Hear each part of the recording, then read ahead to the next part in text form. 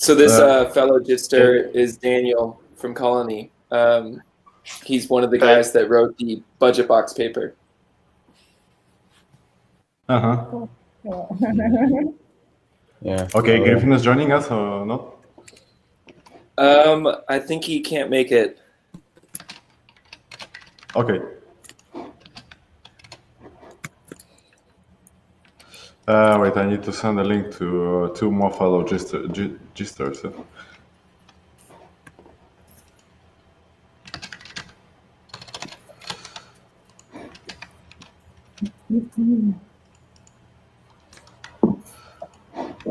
Okay, we've been just chatting like on the paper and discussing the thing, but maybe it would be better if Daniel could introduce the whole thing, like so we can everybody would be on the same page, and then we can ask some questions that we have.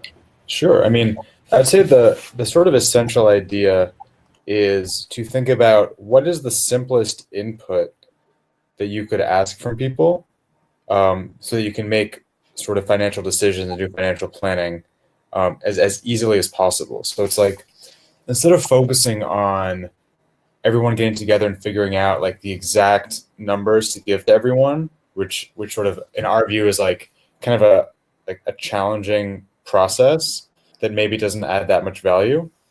Let's instead focus on what are the simplest inputs that we can get from a lot of people, then use that to come up with a budget that is generally takes in more information. So if we can gather more information from people, then let's make a budget that uses all of that. And then if we want to update it over time, it's easy to update the budget over time because we can just gather more information. So instead of saying we have to have one big process that gets us a very specific budget that may or may not really be the one that we want, let's focus on a simpler process that we can run basically continuously to create a budget that we can constantly update in real time to reflect new needs. So that's basically the idea. And so if the inputs are easier, we can have more people do it, and we can update it more quickly. That's kind of the idea. So instead of a budget being a thing that once a year we just set, it's sort of like a constantly moving target that is reflecting new information from the people participating. So that's basically the idea. The specifics we could discuss in at whatever detail you prefer, but that's the essential idea. Yeah. Okay, yeah, that's really interesting, and I see like it's really interesting how the concepts or ideas behind the DAOs are now moving like into starting from something different than the Aragon was doing, like simply from voting stuff, and like you're now shifting the target like to planning and working with the budget. We've been reading on Moloch DAO that are going like into totally different idea and the concept. So yeah, but can you explain like how you integrate the BudgetBox and how you're going to use it with the Colony itself? And because I was reading like in the introductory article that you were writing that about the BudgetBox and how it's being used, but also it's quite interesting. Like in the white paper, you are stating like how the BudgetBox will be used like to form and to foster the ecosystem of the Colony protocol. Yeah, so I mean, so the initial motivation to develop this was that we wanted, inside of Colony itself, a mechanism for giving out funding, because the idea was that Colony is a protocol for building a lot of businesses, but also additional modules, extensions, plugins. And so we wanted to make it possible to support people building out the ecosystem beyond just the Colony team. So the question was, there's a lot of projects that could be building, perhaps new front ends, extensions, plugins, whatever it might be. How can we support them in kind of an automated, decentralized way, so that they didn't have to go out running around looking for revenue themselves? So basically, we have some number of projects that are contributing to the Colony ecosystem.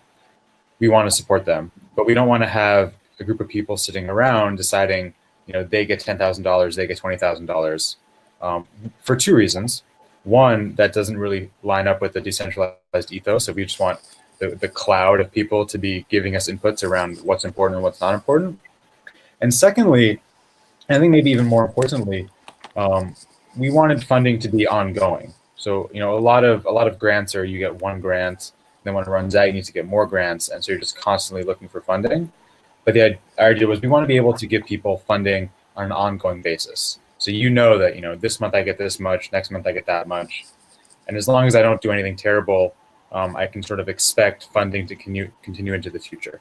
Modulo some considerations, right? If all of a sudden 100 projects show up that are way better, maybe your funding will be reduced because there's new projects that we think are worthy of funding. But in general, we want people to be able to anticipate funding out into the future for a very long time. And so we wanted to create a mechanism that allowed that, and this is where we ended up in. So it was basically, we want part of Colony's token to go and support projects, but we don't want to have to sit around and constantly figure out who gets how much money. We wanted the process to be pretty automatic, and so that's how we ended up with BudgetBox. So the idea is that the people that are participating in the Colony network will also be participating in choosing how projects get funded that are supporting the ecosystem. Okay, so it feels like a huge advantage above, sorry, Igor, above ICO funding mechanism. So because first of all, investors haven't rights to cut the funding if projects are not on the track or scammy. So, and reallocate their funds to some more efficient, in a more efficient way to other projects. So, it's, but can you tell me, please, how reputation is distributed in BudgetBox? Because totally. Yeah. Yes, I mean, if the projects that are included in leagues and lanes vote for each other, yeah, or some individuals that gained some track record in the Colony ecosystem could be voters too. Yeah. Yeah, I mean, so I guess there's two things that we take together but are separate. So BudgetBox is a mechanism for figuring out how to allocate some pot. The question of how to weight the votes is another question, right? So in our telling, we want the votes to be weighted by reputation because that's how things generally occur in colonies. But one could use BudgetBox and have votes be token weighted. One could use BudgetBox and have one person, one vote. One could use BudgetBox with quadratic voting. I mean, that's pretty orthogonal. We will use it. We will use BudgetBox via reputation weighted votes. And to your point, projects that get tokens through BudgetBox in the Colony context will also be earning their own reputation. So yeah, you're basically saying if projects earn reputation by participating in BudgetBox, will that not affect future distributions of money because now projects can vote on their own, can vote on themselves. And that is something that we thought about. We have a couple of rules that we think will make it a little bit tricky to game the system.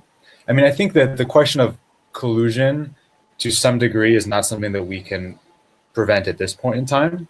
So if we have 5 or 6 projects that all get together and say we want to support each other, that's something that we can't really prevent. We have a couple of reasons to think that might not be as big of a deal. So one rule, the first thing that we did was we introduced what we call the Eurovision rule, in which a project cannot vote on themselves. And so that's sort of the most obvious thing that people would do is not available. So you can no longer do a collusion of one. So if I get a lot of reputation, I can't just keep pushing myself up. So already then we have to have at least 2 people colluding, where it's like, all right, I'll vote for you and you'll vote for me. So that's the first thing that we did. And the second thing that we did was we had kind of a random walk rule where, there's many different leagues and the projects can appear in, League 1, League 2, League 5, whatever.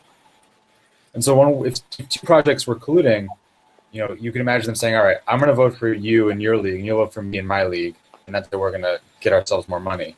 But I can't just go and say, I'm going to vote on League 2 and that's it. The order in which you can vote on leagues is kind of fixed in a somewhat random but deterministic way. And that is to encourage people to vote on all of the different leagues. So if I'm in League 5 and I want my buddy to vote on me, and I say, all right, I'm in League 5, you vote on me, and I'll vote for you when you're in League 2 or whatever.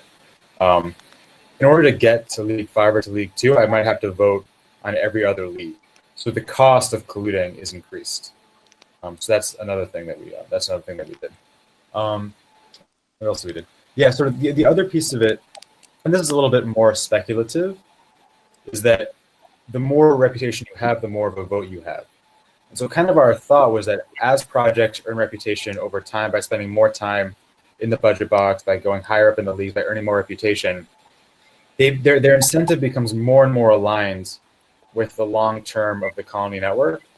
And so the more reputation you have, the more ability you have to manipulate the system, the more that you have to gain from the Colony network as a whole growing, and the more you have to lose by sacrificing long-term benefit for short-term gain. So we think that maybe if projects went at the very beginning would want to collude amongst themselves, they would actually have very little reputation, so they would have very little influence. Then as projects over time are sort of, people get to know them and they're seen as being very high value, they earn more reputation, and sort of at that point, it's almost like we would sort of they would have proven themselves in the ecosystem, and so we think it's less likely that they would then go and collude to get themselves more money. I mean, that one's a little bit more speculative. I mean, it is very possible that projects with a lot of influence will collude anyway, but that's something that we'll have to see. I mean, there's really we can't promise that there can never be collusion if people are sufficiently motivated, but we can say that we've taken some steps to make basic collusion a little bit harder. So that's sort of what we've got. But I can ask also the thing. So previously I was thinking that reputation is belonging like to the people that are participating in the Colony protocol. So yes. Related to skills and domains, right? So now you're saying that reputation will be also aligned with the projects that are built on the Colony network, yeah? Yeah, so, but the reason why that's true is because we anticipate that the BudgetBox funding will just be a domain in the meta colony, right? So there's the meta colony as a whole, which has CLNY as its token. And already we're thinking of sort of 3 subdomains. One subdomain is reputation mining. One subdomain is just like general work, like all of us in the colony team, once we fuse into the meta colony, all of our development work will take place in like the work domain. And then we're imagining a 3rd subdomain, which is developer incentives. And so when a project earns tokens through BudgetBox, they do it in the developer incentives domain, which means that now that they have reputation in that domain and in the root of the meta colony. So projects earning money through BudgetBox in Colony, they can't vote on things in the work domain, and they can't vote on things in the reputation mining domain. But if there's ever a colony-wide vote, for example, to change some parameter, the inflation rate or whatever, then those projects can participate. And that was intentional because we thought that these projects are building on the Colony protocol, so they should have a governance stake in Colony as a whole. And also because they earn reputation in the developer incentives domain, then they'll have a vote. Although most likely the reputation that goes into the developer incentives will be the top level Colony reputation. And so because they will have top level Colony reputation or meta Colony reputation, they'll be able to vote on like the BudgetBox themselves. Which we think is kind of appropriate, right? If these are projects that are stakeholders in the ecosystem, they should have some influence in the direction of the ecosystem. Did that make sense? Yeah, because I was also thinking like, sorry? No, continue. Did that make sense? Yeah, because I was thinking like about mostly like in the all decentralized on all DAO stuff, people are discussing the things with plutocracy, and so here you're bringing this like reputation weight and votes, and I was thinking about that still like we have the possibility that even if we don't have plutocracy inside the system, because like the whole incentive we have, like for the long-term incentive for the people to act in a good way for the whole protocol. So like the protocol will grow, and like their stake and their interest will grow throughout the time. But if we still, like, there's the possibility that there will be some elite forming, so like that the people will be making some off-chain arrangements, like okay, so since the beginning, because also like I'm wondering about the colony token, because like now all of the interests, all of the parties is based on the stake and the colony token. So when the colony token will become tradable, if it will, so like the whole thing would be related like to the volatility and the whole price of the colony token. So totally. Are you saying that once the token becomes traded? So in the short term, like for the people like to make the off-chain arrangements, like because like for example, I'm not earning by the moment nothing from the colony. I don't see like if it's going to be growing or not. Like I can make off-chain arrangements with the people like for voting on their projects and that stuff. But here, like you're separating also like that. The voting for the budget box will be done by the projects, not by the holders of the colony tokens, right? It will be done by reputation holders, which means it will be done by the miners. It will be done by people in the meta colony that have reputation, and over time it will be done by other projects. But like I couldn't buy colony tokens and vote on the budget box. That's not something that we currently have thought about. I mean, we can imagine in the future that a vote could be either reputation or token based, but that's something that we're sort of keeping into the future. That's not something that we currently want. I mean, I think that one of the big strengths of Colony's reputation weighted voting is that it really is resistant to sort of like exogenous influence, right? To your point about plutocracy, right? Because reputation begets reputation, and choices about who earns reputation in the future is a function of who has reputation in the present. The system is kind of like internally secure, right? And that reputation holders can decide what direction to take their colony, but there's no risk that someone from the outside can come in and just acquire a huge voting share, which I think is actually one of the nicest things about how colony is set up. I mean, like, yes, someone, I think that the question of whether someone could be bribed outside of the protocol to make decisions, that's like a problem that is pretty common, and like we don't have a solution to that just yet. I mean, there's questions around like anonymous voting that could maybe solve that, but I think that's a larger conversation. Around the token, I mean, so out of the gate, we don't anticipate. So we actually had a conversation about whether the token should be liquid to start. Should the colony token be tradable on exchanges right after we launch, or should it be locked for a period of time until the network matures? And we think that we've been watching the space, and we've had a number of conversations about this, and we kind of feel like at this, like right now, like the prudent funding mechanisms are almost returning to like the classic tech funding mechanisms, in which you want less liquidity at the beginning, right? Like when a project is immature, liquidity is actually a big handicap because it makes it very difficult to raise money. Because when a project is immature, you want people with long-term views to be giving you money. And liquid tokens on markets, people have very short-term views. So having a liquid token when a project is immature, like almost guarantees that the token's price will be very low, especially now where there's like not great, like people aren't super optimistic. It's like kind of a bear market. And so having a liquid token now would almost certainly make the prices very low. And so I doubt there'd be that much speculative activity because the price is probably very low. So what we almost certainly are going to do is have the token be locked when Colony launches, and then as the network matures and we get, as the amount of transactions going through the system increases, and it's very clear that the network is valuable, it's very clear that the tokens have value sustained by fundamentals, then the token will be made liquid and it can trade. But until the fundamentals are there, the token will probably not be just tradable. And so I think some of the risks around, if you have a very volatile token, is there a way for people to come outside, buy the token, disrupt the network? My sense is that we're going to be very defensive on that front. And so we're going to do kind of everything that we can to make it unlikely that someone can come in and disrupt the protocol or the functioning of the token from the outside, at least until the network matures and the fundamentals are very strong. And once the fundamentals are there and we know that, okay, like there's this much money that colonies are that are passing through colonies. There's this much money that's coming from the meta colonies revenue, right? The tokens are going to be worth about this much, and like it's very clear how the token will be valued. We think that would be the time to make it liquid, and then it's less likely that someone could come in and like really manipulate the token. This is kind of our thinking. Yeah, I mean, I'm not sure 100% of the answer to the question, but we are being defensive around how someone could manipulate or attack the colony network through token manipulation.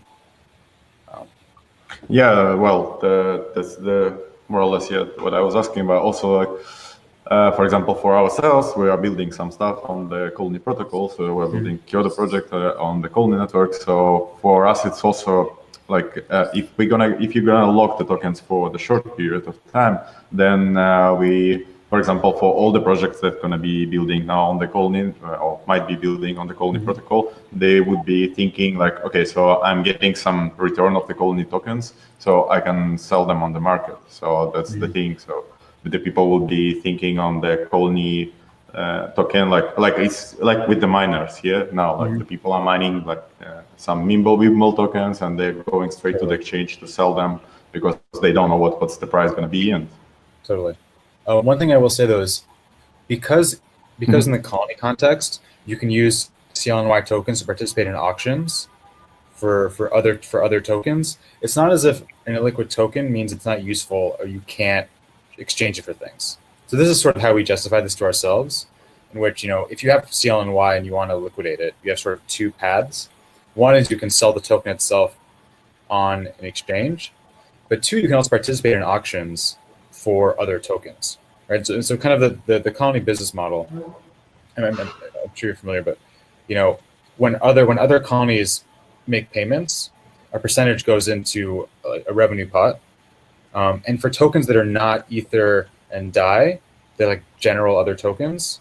They are sent out in auctions, and the auctions you participate in with CLNY tokens. So if I have CLNY, even if I can't sell it on an exchange, I can use it in an auction to bid for other kinds of tokens.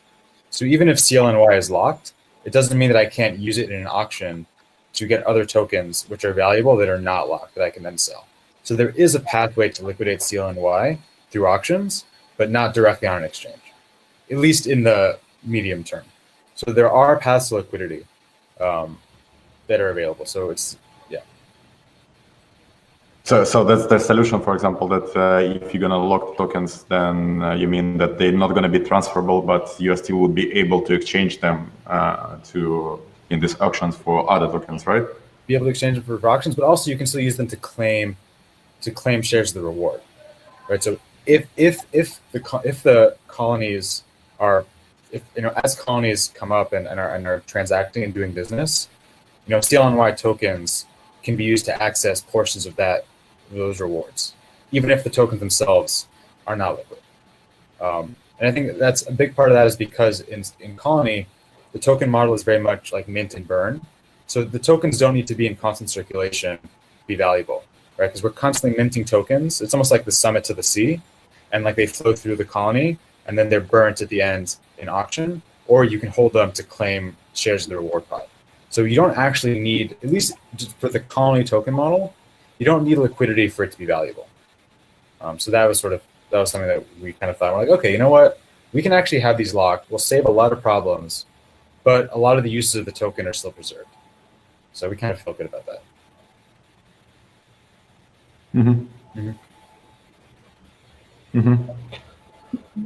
Okay.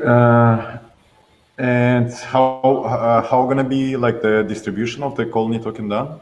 Of the Colony token? Because you're not gonna hold any sale or anything, or so we're not gonna have a public sale. I think we're gonna continue to raise like private rounds in which people can buy CLNY tokens. But currently, Colony is going to be distributed to reputation miners. So if you are a reputation miner, you'll earn Colony. If you're doing work, if you're like part of the meta colony, just doing development work for the Colony network, you'll be paid partially in Colony. And then people that are participating in the BudgetBox incentive mechanism can also earn Colony. So those are the three main ways. So there'll be some small scale sales, and then mining, work, and develop and BudgetBox incentives for people in the ecosystem. I believe are the 4 ways that Colony is going to be distributed in like the near and medium future. Yeah. And so I guess do you have like the sharing like percentages for the distribution of the tokens? that is an excellent question. It's not yet defined also. So we have a business light paper that we've been passing around that has more of this information about like the sale of like the plan for the token and the percentages. I can ask Jack DeRose and see what the latest, and I can send that over to you. We have that stuff floating around. I think that in the last two or so months, we realized that a public token sale is probably not in the interest of the Colony network, and so I'm not sure if we've updated our plan, like our documentation, but I can ask what the latest is, and we'll see. I mean, so one thing that we have discussed is kind of to your point about security. The rate at which we, like a question is like how if there's like 100% of Colony tokens that we put to mining, to work, and to developer incentives, a question we've had is, what is the policy for moving percentages of that over to the developer incentives, right? Because at the beginning, we would expect a lot of it would be at the Meta Colony because there's going to be a lot more work in the Meta Colony, like the Colony team. But then over time, as the network matures, there'll probably be less Colony tokens going to the Meta Colony because maybe we'll move on, whatever, and there'll be more of it to developer incentives because that's really the ongoing Colony work, But to your point about security, like we would like those tokens to be distributed pretty broadly, So maybe if there's 5 projects and they only get 5 or 10% of Colony, and there's 100 projects and they maybe get 50%, right? So it's almost like there's a knob about what percentage of Colony tokens go to the BudgetBox, because we want them to be distributed amongst people pretty uniformly, because that will make the whole thing more secure. And so it's sort of like ongoing process. We'll be moving more and more Colony tokens over to the BudgetBox. The specifics of I remember in our white paper we discussed we want the miners to have about 25% of Colony tokens at any given time. So like 25% will go to the miners, and the remaining 75% will be split between the Meta Colony and the BudgetBox. And like the specific ratio is something that over time will probably move more from the Meta Colony into the BudgetBox. I think that's most likely the plan. But we should double check with Jack because he'll have the most up to date on the business plan there. Yeah, more or less that was the question, how much you are allocating for the mining and for the developer incentives. Yeah, I know we have a target of 25% always to the miners, and then the rest of it we split between the Meta Colony and the BudgetBox.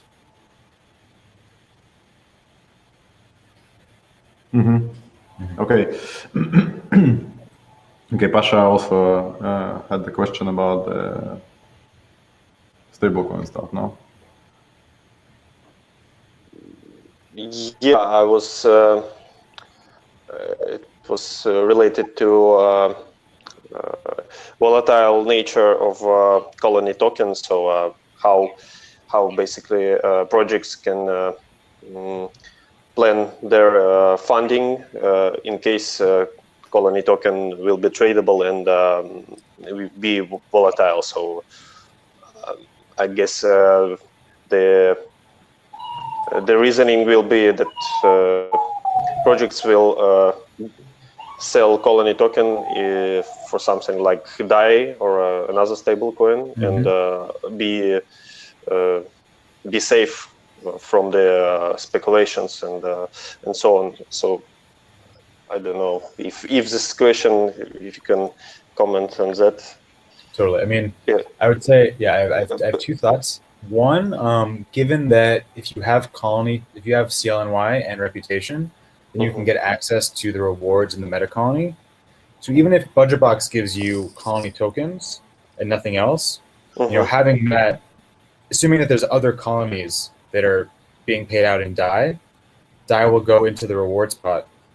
And then everyone who has Colony token and reputation can take a percentage of the DAI and claim it as a reward for them. So as long as other colonies are doing work in DAI, even if BudgetBox doesn't pay you out in DAI, you can use your Colony tokens to claim DAI from the rewards pot. So there is a pathway to turn Colony tokens into a stablecoin, assuming that stablecoin is being paid out to colonies in the network as a whole.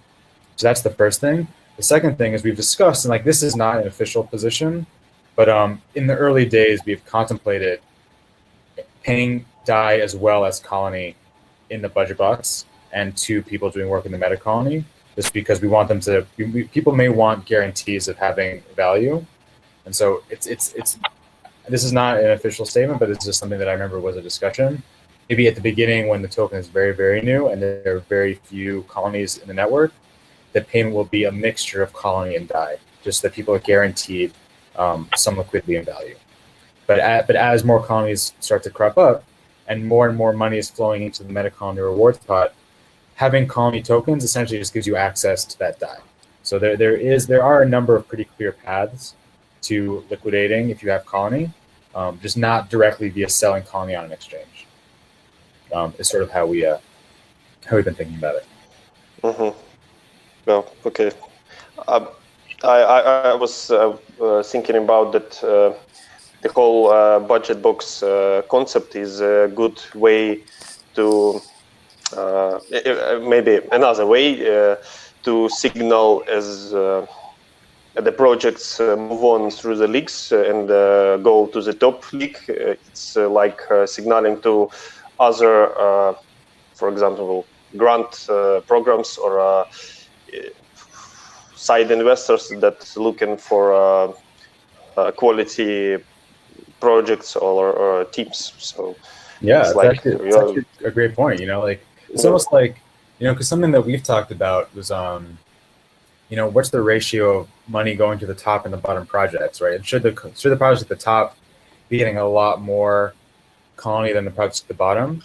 But I think actually to your point, like if people at the top get both Colony tokens but also like general status, maybe then we can actually spread the money more uniformly so that everyone gets a little bit of cash, and the people at the top can then leverage their status to go get additional funding. Actually, I didn't think about that until just now, but I think that's actually a very reasonable idea. And the interesting point it could be that some projects that still on the lower league but have huge potential, they could, for example, unstake. They took their stake and don't wait for coming to a top league because they will find a grant or funding from the side. So it could be possible to, yeah. Yeah, I mean, the interaction between like someone's ranking in the BudgetBox system and other funding is like, we haven't really thought about that at all. Yeah, Igor, maybe you have, or I don't know, Igor left us. Hmm? Yeah. Nasty, maybe you have. Yeah.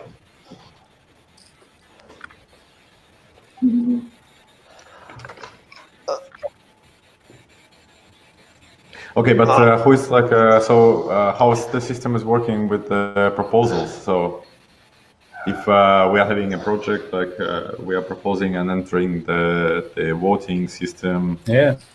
And at which state, like the whole funding could be like, or another voting could be raised, like if the, I don't know, the allocation of the budget should be changed. Or... Yeah, so I mean, let me just remember. So, I mean, I think that, the whole thing occurs in like periods, which I think are probably about a month. So I think at first you would just stake yourself into the pool, and then people could, vote at the pool whether to approve you or not. And then if you're approved, and you receive some support, then you enter in the bottom league, and then people will be voting on the leagues. So I think like, yeah, as far as like your interaction would be to stake yourself in. And so I'm sure there'd be like some screen where it's like, I stake myself in, and like, this is the address that I'm staking, and like, here's some information that here's a hash describing my project that's going to get uploaded to IPFS. Like, that's basically all that you do. And then you wait, and then like the mechanism will just sort of continue along, and people will come in and like look at the projects and like give their inputs, and then you'll kind of just rise or fall as you will. But I mean, in terms of the interactions and time, you stake yourself in, and that's really your only interaction. that's on chain is necessary. And then I think it'll probably take 1 period to enter the leagues, and then you'll move around every period. So like you stake yourself in, and then within a month you'll have moved up and you'll be getting money. Or maybe we'll make it shorter to start. Maybe we'll make it a week. I don't know. I think that those are parameters that we have to tune. But yeah, I mean, your only interaction is to stake yourself in, and then kind of just wait.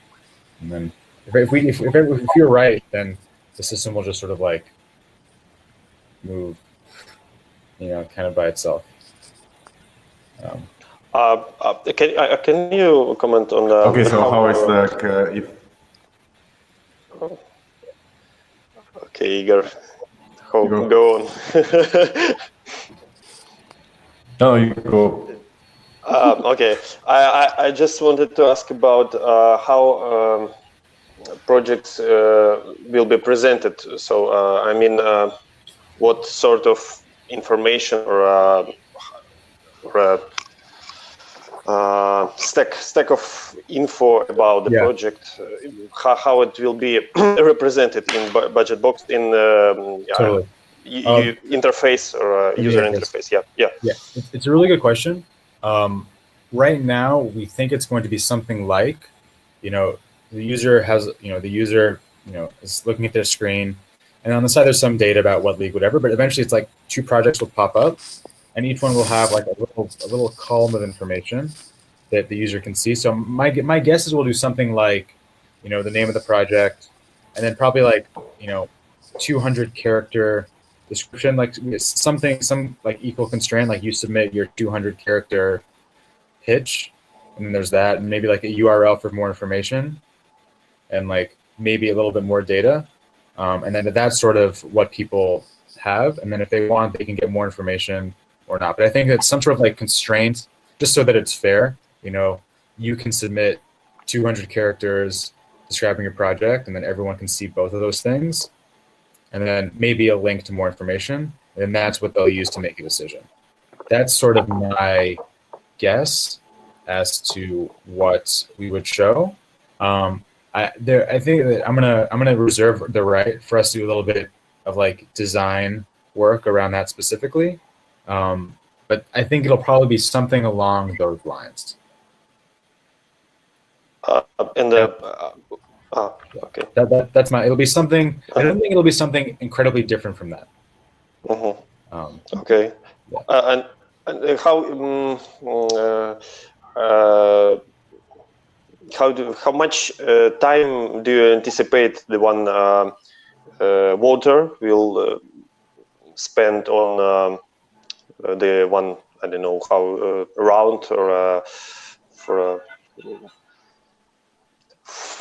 the voting, for the whole voting process? How do you assess the time? Yeah. I would say I think totally. I mean, I think that for a single pair, I think depending on whether they do more, like I think that if they want to go do research, then that's can be a long time. But assuming that they kind of know what they're like, they kind of know familiar with the projects. If every pair takes, maybe 5 seconds, and there's, let's say they do 20 or 30, let's say they do, maybe 2 minutes per league, and then depending on how many leagues they do, let's say they do 4 or 5 leagues. I would say 10 to 15 minutes would be my guess. I don't think it's going to be so much. I don't think more than. I don't think much more than that. Maybe a little bit less. I think. I might eat my words, but I think like around 10 to 12 minutes seems like about what we should expect from people in a given voting period. I feel like that's about right. I don't think it's going to be way different than that. That's just my guess. I feel like that's how much we ask from people, and also we get paid a little bit of tokens for doing it, so there's like a little bit of compensation for it. But I think that that's about what seems right to me intuitively.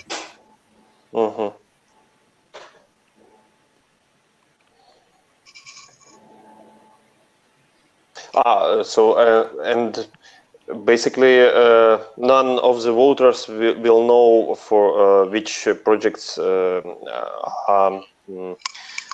be presented for the voter. Yeah, so he will be seeing it for them for the first time. This pair. Yeah. So So there's nothing at the contract level that determines the order in which you see the pairs. My guess is that the interface that we develop will show them randomly. But someone could develop their own. Like someone could, if they wanted to go in and call the contract functions directly, they could input whatever votes they wanted to. But the interface that we provide will show pairs at random. Okay.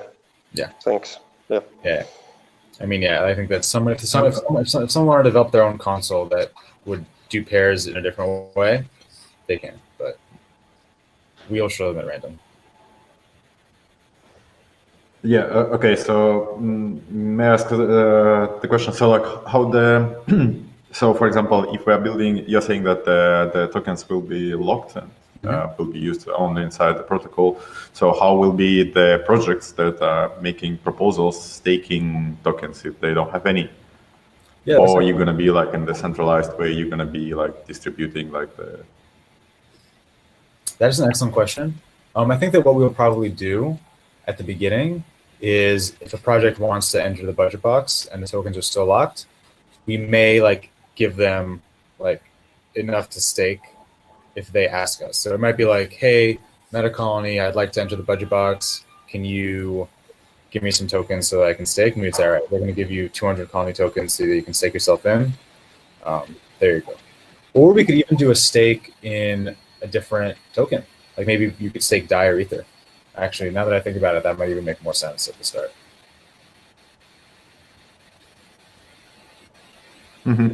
Yeah, so we could do something like that. Okay, and so I was not reading thoroughly the white paper. So like you are initially staking tokens, and you have a chance that your tokens will be burned, right? If your proposal is not good enough, like in the preference. Yeah, I mean, I think that as an anti-spam mechanism, if you get very little support, then your tokens will be lost. But I guess if it's DAI, then we would just claim them. Or yeah, I mean, Colony we'd burn them. If it's Ether or DAI, we'd probably just put them into the rewards pot and make them available for reward holders. I mean, okay. And yeah, so I really like. So we would do something that everyone can agree. I like. Yeah. I like the concept, the idea that you're saying like, okay, let's go and make it pairwise. So like the people are voting for A or B. Yeah. But also like we did participate at like in many decentralized fair voting systems and like had some different experience, various experience for that stuff. So also, for example, like voting for, you're saying that like it's like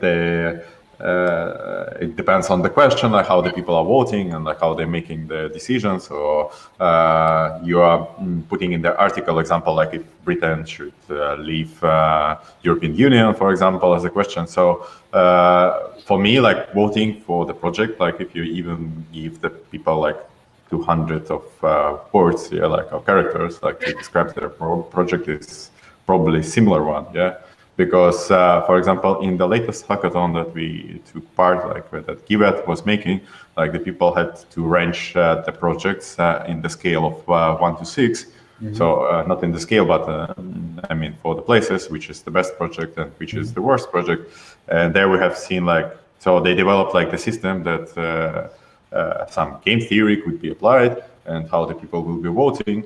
But in the end, we have seen like how the people were voting. So they were like trying like to take off the strong competitors, so they would get like the better place in the voting system. Mm-hmm. So also like I don't feel like, so they were looking at the projects. Probably they were not even like exploring like the projects in the sense that okay, this one is good one, this is well developed, this is bad developed. So like they were just like looking and voting like who's going to be like the first or who's going to be the last. So in that sense, like voting for the project, and also like the problem of the question, like how you asking, because you're putting it as like what will be more valuable, So valuable here in the sense is like who's going to be bringing more revenue, like in the protocol, right? Who's going to generate more? Yeah, I mean, I guess the question, I mean, it's a really important question, and my guess is that probably the least bad answer is ask the question that's as close as possible to like what the BudgetBox does. So like one could say the question should be which project is going to be better for the Colony network, right? But the question that we should ask is which project should we give more money to support Colony, right? Because the project that's best for the Colony network might not be the one that we should give more money to. So I feel like given that your vote determines which project gets more money, the question that we should ask people is which of these two projects should we give relatively more of our resources to support, or like which project should we support more? And I kind of feel like given that that's the question that you're actually answering, that's the way that we should phrase the question. And I think that like phrasing the question in a more indirect way will just invite people to interpret as they want. I mean, I think that the closer that you can make the question match the reality of what you're answering, the better. So yeah, I think that saying like which project is better is probably not the right question, because what we're answering is not which project is better. What we're answering is who are we going to give more money to? So probably which of these two projects should we give more money to right now? That's probably the question that we should ask, because that's the question that ultimately we're answering.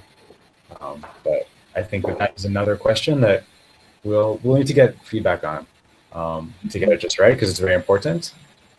But my guess is that something along those lines is probably going to work out the best. Yeah, that's what I really like about the system, how you're building the Colony protocol itself, and like the BudgetBox is that all the parties are really interested. Yeah, like so the developers of the protocol, like the full protocol, and yeah, hopefully, yeah. So we can build this equilibrium. Yeah, so like everybody will be interested into the thing, but also like the question that you're asking, because for example in the hackathon that we're also running, or like for example we participated in the survey of District 0x, and where we've seen like plutocracy, and for example they were building the platform, and they were asking questions for people. Okay, so what color theme should you choose? What's going to be the logo of our token? All the stuff. So they're like, I mean, there lacks like some kind of meritocracy, yeah, of the system, or like the I don't know, like we don't know, like for example for Colony it's really good because you have like the skill, you have the mains and all that stuff. So for example, if you're asking like some questions, the people might be answering like more correctly, like the things. For example, because when we were working on the hackathon, the previous hackathon, there was one guy who was voting, and he is not coding. So like designing, he's like writing proposal and idea creator. So he was not able like to investigate the project and understand like what has been done and how much impact, how experienced the team is, and so what's there. So and given the fact like that you're building like a protocol and you're trying like to grow the ecosystem, maybe the question should be, and also like the Meta Colony is receiving back like the percentage of the transactions that the people are using inside their project. So maybe the question should be like who will be generating like more revenue like inside the project, as you see. So. But rather than asking like what project that we should support, because the people might be liking, for example, for the logo or something, the people might be choosing something that is funny, yeah, and totally. That wouldn't be working on bringing any value. Yeah, I mean, I think yeah, I mean, it's like it is an important question, and like yeah, I mean, I like your point about let's phrase it in terms of let's make it like a broader question about the ecosystem as a whole. Like that might end up being better because it would align everyone around like make the decision for like the long-term benefit of the network. Yeah, I mean, I think that like what I said earlier, I still sort of would push for, and that given that, you know, like like, you know, at the end of the day, the vote that you make determines who gets more or less money. And so given that that's the question that really we're answering, at least in like the current BudgetBox setting, I would almost say like make it very, very explicit. Like if we were doing something else like allocating voting shares, which I guess we are about doing voting shares. Yeah, so it's like, since we're also allocating voting shares, we're saying, which of these projects do you want to have more influence over the Colony network because they're also getting voting shares? So yeah, actually, given that we're allocating both voting shares and money, it's like, which project do you think we should support, or which project is better for the network as a whole? Yeah, it's actually a good point. Yeah, I didn't think about that. Yeah, I mean, yeah, because also like we are building like this other project. I don't know if you know something about I looked at it or not. Like, yeah, so like we have like different domains also inside our structure, like that not directly related, and that depends on the interest of each particular person. He's participating in one domain and other. But for example, as the fund, like we're all interested in the growing of the capital. So like we also were thinking in developing the system where everybody is voting like on the distribution of the newly minted token between different domains. So where we see like more interest for the So I mean, one thing that we've been talking about is that, you know, the first, like, BudgetBox was designed to be this like part of the meta colony for giving out to developers, but I mean incentives for developers. But I kind of like, I think that the thing that I think is even like more exciting, not more exciting, but like equally exciting, is to take like a single BudgetBox and make it like a module for allocating funding in between domains, right? So like, you know, at the top level of the colony, we plug in a BudgetBox and say we have 5 domains. And instead of you know, doing funding queues or like other ways of moving money from the top of the colony into domains, we just plug in a BudgetBox, and then that determines how money flows down throughout the colony. You know, and so I almost like the idea that, you know, we actually just had a meeting last week where we talked about how to make colony more modular so that people could plug in different components. But a big thing was the way that you move funds down the colony, you know, you should be able to choose a funding mechanism at every level that is appropriate for what you're doing. So maybe, you know, down at the leaves, you want an admin who can just decide how to move funding around. But at the top level, you want more of like a reputation type system, or you could maybe over here, you want to do like a BudgetBox system. Over here, you want like a funding queue. And so something that I'm excited about is figuring out a way to let someone just plug in a BudgetBox to handle funding going downstream in a colony. Because that, to your point, like that would make the interactions just different, and I think in like a very positive way. You know, so instead of voting to send funds out to support developers, it could just be, all right, in our own organization, you know, we have to decide how to spend money in these 5 directions. So let's use a BudgetBox. That way we can just constantly be updating the allocations, and it can be a very easy process. So that's something that I think is like probably like one of the first things that's going to happen, which I'm happy about. So yeah, I mean, it's definitely something that should be possible soon. Soon after Colony Contribute launches, and soon after all the essential things are done. This is probably like, I think like the first discretionary thing that happens, I think, will be getting this up and running, because I think it's going to be really exciting. Yeah, so you're already working on the set of the smart contracts here for running BudgetBox. Yeah, so I mean, so BudgetBox, the prototype is already finished. I mean, I can show you the code. What's not really finished yet is figuring out how to do, like, how the voting should be weighted, right? Because right in the prototype, anyone can just submit a vote and it's worth 1. But I think that the code around, if you want to do it with reputation, how do you submit reputation weighted votes and make sure someone can't vote twice? Like all of like the wrapping around the essential algorithm like hasn't been written yet. But the actual like algorithm is there. And so I kind of was waiting to like figure out the first use case. I thought, well, like, should we just program very, very general? But I feel like that would be a lot of work. Let's like leave the prototype as it is, and then as people come forward with specific needs, we can then build in those directions. So yeah, if you have so like the 2 things that are sort of in the pipeline is like the incentive mechanism that we described with like the leagues and the lanes and all that, which is like a big chunk of work. And I think a part of that will be like a standalone BudgetBox module for allocating funds within a colony, which I think that'll be the first thing to do, and that can occur via reputation weighted votes within a colony, which sounds like that would be the thing that you might want to use. So I kind of feel like that should be the first thing that we do, and then use that, and then build like the whole incentive mechanism around that. But yeah, so like the actual machine, like the matrix algorithm is all there, but like the actual like voting interface is not quite there yet. But I don't know. I'm gonna regret saying this. I don't think it's gonna take that long. No. Okay. I was just waiting for a compelling need.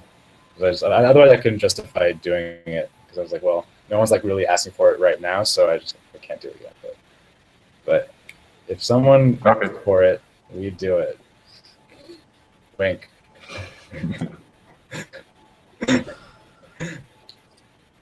Okay. Do anyone else has questions? I'm thinking, maybe. I don't. Do you think governments can take this approach to the funding to approach to funding distribution in the future? 100%. I mean, kind of like the inside baseball is that even before we did this, I've been thinking about doing something very similar for participatory budgeting. I think that this is by far, this is such a sensible way to handle participatory budgeting.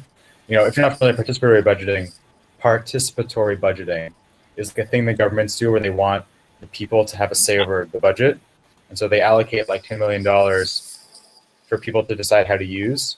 And like the process right now is just silly because people make proposals and they have like 15 committees that work through the proposals and then people take a vote on them one by one. It's like, it's a whole production.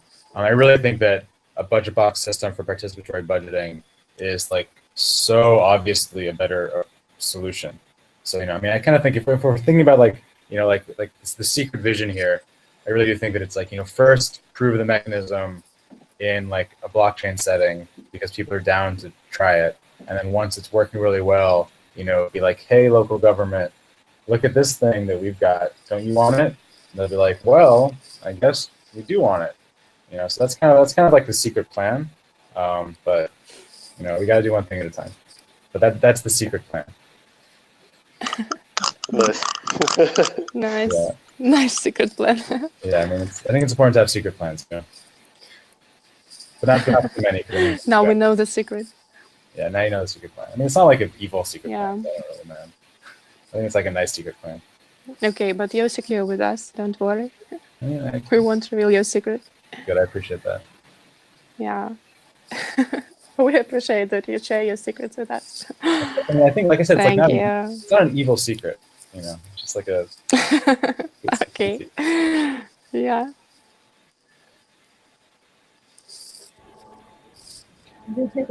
Okay, so I still cannot hear you. William, Okay. might something. Okay, so yeah, maybe if nobody has any more questions, can wrap it up. Okay.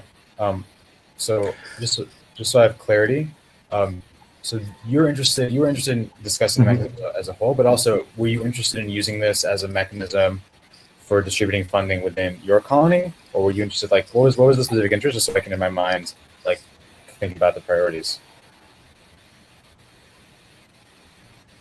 Sorry, can you repeat the question?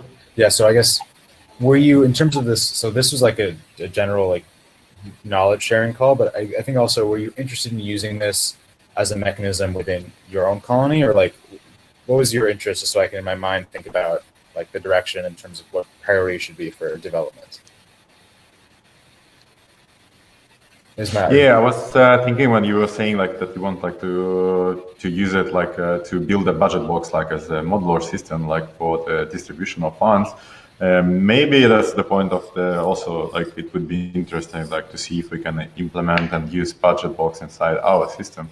Inside the colony, or like for something else? Yeah, inside our colony, yeah. For the distribution of the funds, maybe it might be the interest. Yeah, I mean, I think But that yeah, because like as I said, like we have like the domain structure inside the system, and like we expect like to have the voting like on the sharing of funds within the domain. So, but like we were, because also like you are using like that system, like that people are having some preference, like we still need to think, because I think like this preference thing would be working quite good, like if you have enough projects and enough people that are voting on the thing, so like you can build like the matrix and like the final preferences. But in our system, like we have only like 4 domains and like 15% participants. So for our system, like this voting might be like choosing like if we should focus more like on writing articles or like building stuff, like is maybe not that good. Like, yeah, I mean, it's actually, you bring up a really good point, which is like, what is the sweet spot for the number of items where this mechanism really shines? You know, I think that, and like, it was actually someone on Reddit asked a similar question, and my instinct is that probably from like 4 to 5 projects up to 10 or 12, this would be a really good mechanism, because it's like kind of like there's enough that it's not quite clear like how important each one is, but there's still few enough that you can compare them all meaningfully. I think that for like 2 or 3 domains, maybe even 4, it's easier just to like sit down and say, all right, this one gets 10%, this one gets 20%, so like score voting or range voting. And then for more than that, something like this would make it easier, because it doesn't matter, like figuring out the small details doesn't matter, you just want to get more input. But I think that for 4 domains, actually, I think that what I would say is for 4 domains, like I would like to try it and see if it works well. Or if for 4 items, it's easier just like input, like everyone just inputs percentages, and you just add them, you sum them up, or you take the average, which is something else I think we'll probably implement as like an alternative. So I think that is, yeah. I mean, if you're willing, it'd be actually nice to do a little test and see if we have a budget box with 4 items. And we have just like a simple like score voting for 4 items, and like which one ends up working better. I think that is a question that we will answer empirically. So if you're willing to give it a shot, that'd actually be really interesting. Yeah, but also like maybe we can combine like for voting on the, I don't know, like not voting, like if we should, for example, write more articles, or like if we should be focusing more on building, maybe we can ask like combined questions, like let's do like 80%, let's spend 80% of the budget like for small group options, like maybe it would be better, because of course people wouldn't be choosing like no, let's only write articles, let's focus only on the social domain. Maybe people would like to choose some distribution, and that can be like some custom pairs, like that we're going to be showing to people, and the people will be voting, and out of that we're going to be building like the final preferences. So I mean, I think that, I mean, but you're saying like 4, starting from 4 options, but how many voters should be like?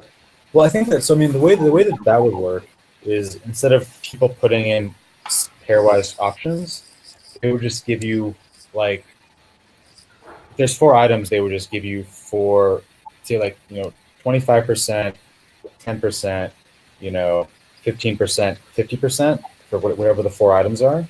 And then the final allocation will just be, you take all of those options and you like scale them by someone's reputation.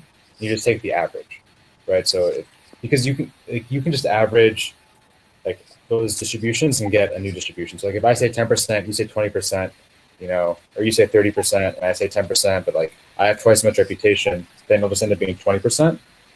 And I guess I think that my thought is that if we have a small number of items, it's more important to get a very precise distribution. Like maybe if there's only 4 items, it matters if it's 10% or 15% to like the first item, because like we want to get it, or like it matters if it's 40% or 50%, because we actually want to have that much control.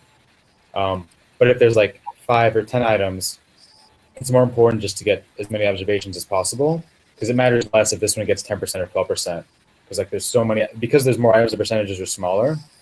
So it's more important about just getting more inputs. But if there's only a few items and people want to get it just right, I think that maybe like a range voting approach would be slightly better. but that's something that we'd have to experiment with. But yeah, but I think I kind of feel like that like 4 or 5 items is about the spot where one becomes better than the other, and so this is the kind of thing that we would need to like see what people prefer in practice. And I think it'll be easier just because you'll try one and you'll say, okay, I feel like these results are not exactly what I wanted. Maybe another mechanism will give us better results, and you'll see like which one works out better. But yeah, I mean, I'd say that for four items, it can go either way. And so I'd want to see. Yeah, I mean, it'd be interesting just to try and see like which one gives you results that you're all happier with.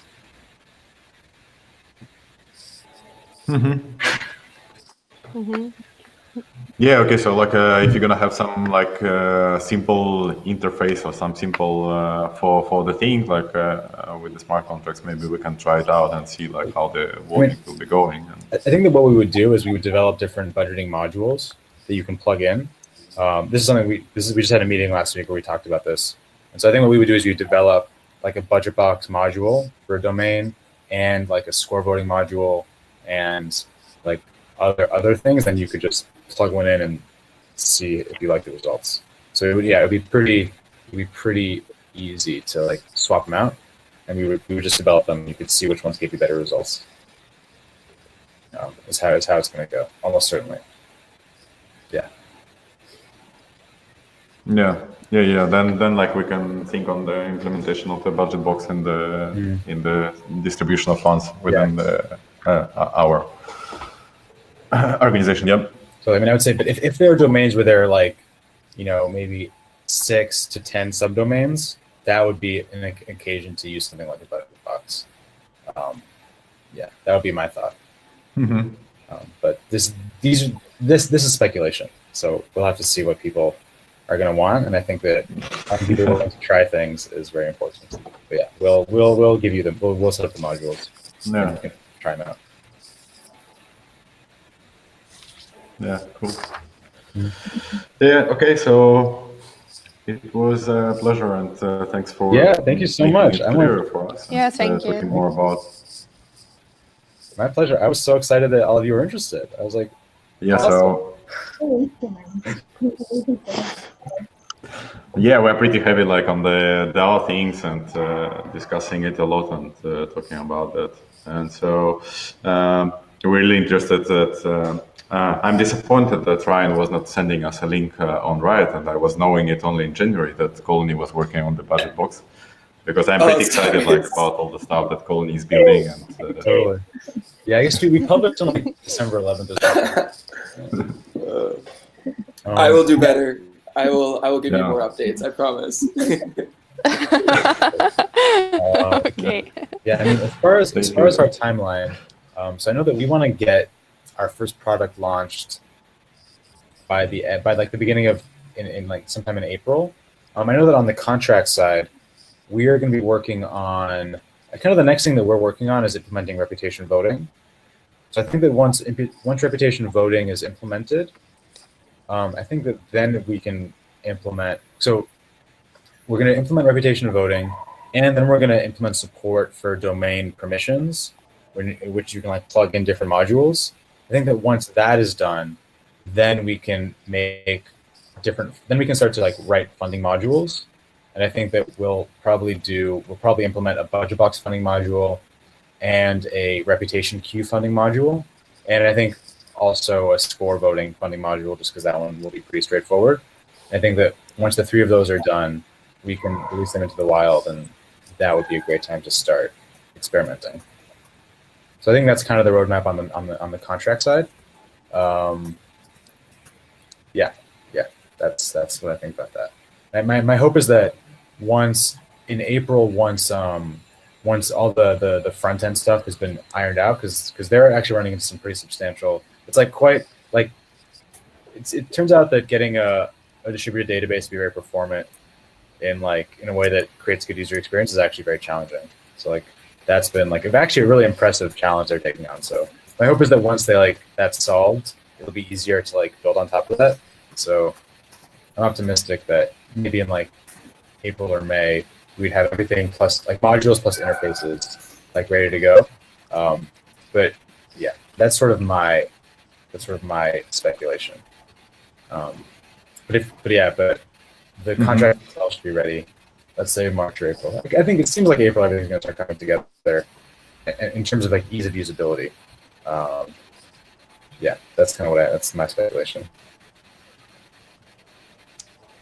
Yeah. This guy just keeps talking. Okay. Be careful. So, yeah, awesome. So yeah, thank you very much for all the explanation. Like, I'd like to dive more into the white paper and like see if I have any questions further. Maybe we can chat somewhere. Like, I don't know where to find you. I'll try to bring Daniel into the Riot channel too. Yeah, I'm super. No, okay, that will be great. Yeah. Yeah. Oh, I'm happy to support. You know. Yeah. Thank you. Yeah, and really interesting. Yeah, that Colony is working on this new model for the granting and for distribution of funds. And like, I really like how you are seeing the ecosystem growing and how it can make sure like with all the projects that are going to be building on top of the Colony protocol. So it's really, really exciting to see how the things are moving. Thank you. We really appreciate that. We're cautiously optimistic that it's all going to work out really well. Yeah, I hope to see like more articles explaining BudgetBox for like all other people and like explaining how the Colony protocol is all working. Because the introductory article is more explaining how the funds are moving inside the budget boxes, but not giving the fact like that the whole Colony ecosystem would grow like, based on the thing how the other projects will be invited like to grow with the protocol itself. Okay, good to know. I didn't realize that. Okay, I'll keep that in mind. Yeah. Okay, so it was nice to talk with you. Yeah, nice to talk to all of you. Thank you so much. I really appreciate it.